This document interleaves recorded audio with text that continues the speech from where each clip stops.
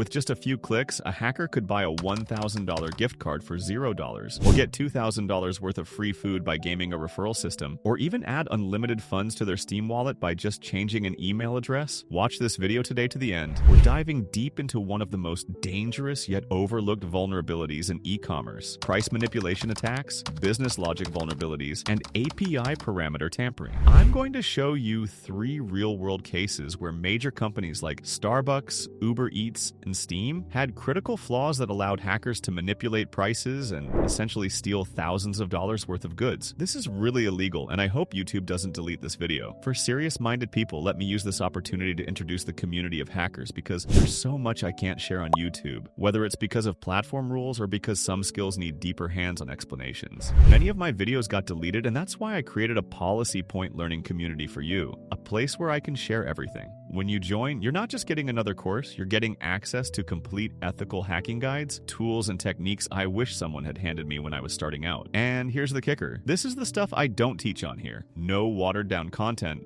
no clickbait, just raw, actionable knowledge. On top of that, you'll join an exclusive community on Discord. I pinned the link in the comments section below, but it's not for everyone. The link is only available for those who are serious about the journey. Now back to the video. You'll actually see footage of a real hacker performing one of these attacks in real time. Price manipulation attacks. Our first case takes us to Starbucks Singapore, where a security researcher discovered what might be one of the most expensive bugs in coffee history. That allowed attackers to purchase gift cards worth any amount for just 1 cent. Basically, this researcher stumbled upon the real-life equivalent of an infinite money glitch, except instead of a video game, it was one of the world's largest coffee chains. Here's how the attack worked. When you buy a Starbucks gift card online, your browser sends payment information to Starbucks servers through HTTP requests. The hacker discovered they could intercept and modify these requests to change the payment amount from $100 to just 10 cents, while the server would still generate a valid $100 gift card. Now, let me show you exactly how this attack was performed. I'm going to show you actual footage from the original security researcher Kwok Saad, who discovered this vulnerability and responsibly reported it through HackerOne, which is a platform where ethical hackers find vulnerabilities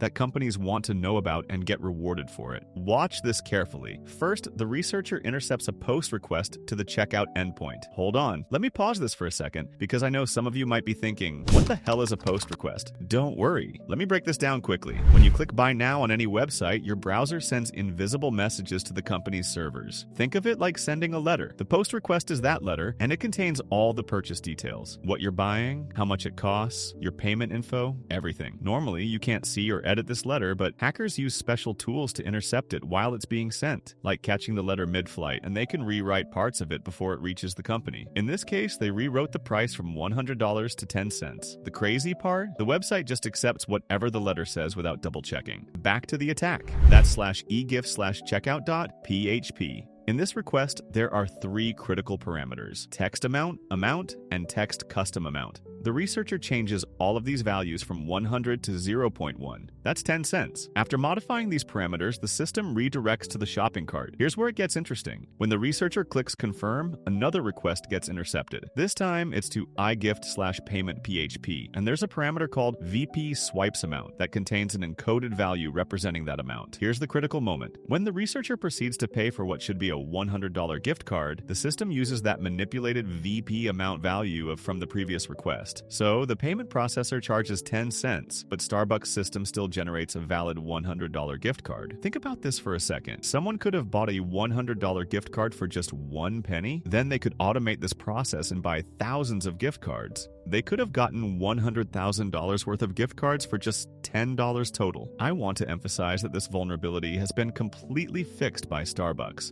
and this research was conducted ethically through a HackerOne's bug bounty program. The researcher, Kwok Saad, was rewarded for finding and responsibly disclosing this issue, helping make Starbucks more secure for everyone. The Uber Eats referral exploitation. Our second case comes from Uber Eats, where a researcher named Joshua Bryant Gaynor discovered what might be the ultimate way to get free food. He found a way to exploit Uber Eats' $10 referral program and turned it into a $2,000 personal buffet. Now, this is different from our previous Starbucks case. This wasn't a traditional hack with intercepted requests, but rather a business logic vulnerability where the system worked exactly as designed, just not as intended. Uber Eats had a simple referral system. When someone uses your referral code for their first order, you get $10 credit. Joshua's genius was realizing he could game RetailMonot.com's coupon system. Instead of trying to get people to use his code directly, he would make his referral code appear as the top-rated Uber Eats coupon on the site. Using iMacro's browser automation and proxy servers from Hoover.net, Joshua created fake accounts to upvote his referral code hundreds of times. This pushed his code to the top of Retail Monarch search results for Uber Eats discounts. Every time someone used his code thinking they were just getting a discount, Joshua automatically received $10 in credits. He accumulated over $2,000 by essentially hijacking Uber Eats' own marketing through a third-party coupon site. Joshua would then use these credits for small orders where the $10 discount covered the entire cost, getting completely free food. This exploit forced Uber Eats to completely rethink how their referral system worked with third-party coupon sites. The Steam Unlimited Funds exploit. Our third case takes us to the gaming world, where a hacker named Darbrix discovered what might be every gamer's dream turned nightmare for Valve.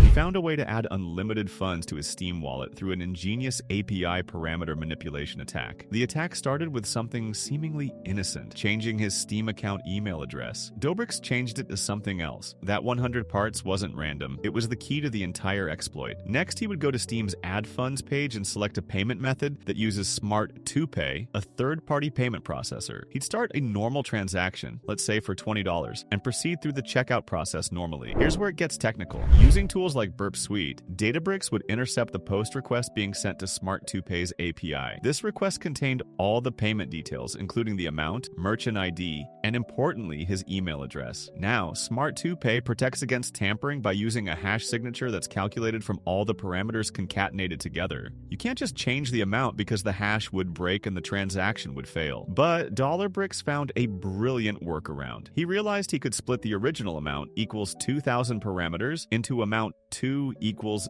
000. When Smart 2 Pay concatenates these for the hash calculation, amount 2 plus 000 still equals 2,000. So the hash remains exactly the same. Then he changed his email parameter from customer email equals bricks amount 100 ABC at email.com to customer email equals bricks and amount equals 100 ABC at email.com. This injected new amount equals 100 parameters while keeping the hash valid, because when concatenated, it still produces the exact same string. Here's the crucial part. There are now two separate processes happening. His actual payment method, his bank or PayPal, only sees and charges him for the original small amount, let's say $1, but Smart 2 Pay receives the manipulated request with an amount equal to 100 and reports to Steam that he paid $100. When Darbrix reported this vulnerability, Valve immediately escalated it to critical severity and paid him $7,500. They fixed the issue within 3 days, realizing that this exploit could have cost them millions if it had been discovered by malicious actors. So there you have it, 3 completely different approaches to exploiting e-commerce systems, but all with the same devastating potential. These vulnerabilities could have resulted in stealing thousands of dollars worth of goods and services if they had been discovered by malicious actors instead of ethical researchers. What is fascinating is how different these attacks were. Starbucks was pure technical manipulation, intercepting HTTP requests and changing price parameters. Uber Eats was business logic exploitation, gaming a referral system using automation and social engineering. Steam was API parameter tampering, exploiting the communication between payment systems through clever email manipulation. The financial impact could have been catastrophic. Starbucks could have lost millions in fraudulent gift cards. Uber Eats had to redesign their entire referral system. Steam could have seen their marketplace economy collapse. We're talking about vulnerabilities that could bankrupt companies if exploited at scale. And if you're running any kind of e-commerce business, remember, never trust client-side data, always validate server-side, implement proper business logic checks, and consider starting a bug bounty program. Paying a few $1,000s for a vulnerability report is infinitely cheaper than losing millions to exploitation. If you found this breakdown fascinating, make sure to subscribe because I'll be diving into more real-world cybersecurity cases like these. This is actually my first video on this channel, so if you enjoyed it, please hit that like button. It really helps me out. I'm still learning, and and I promise the next videos will be even better. Drop a comment and let me know which case surprised you the most and if you've ever encountered suspicious pricing on websites. Until next time, stay curious and stay secure.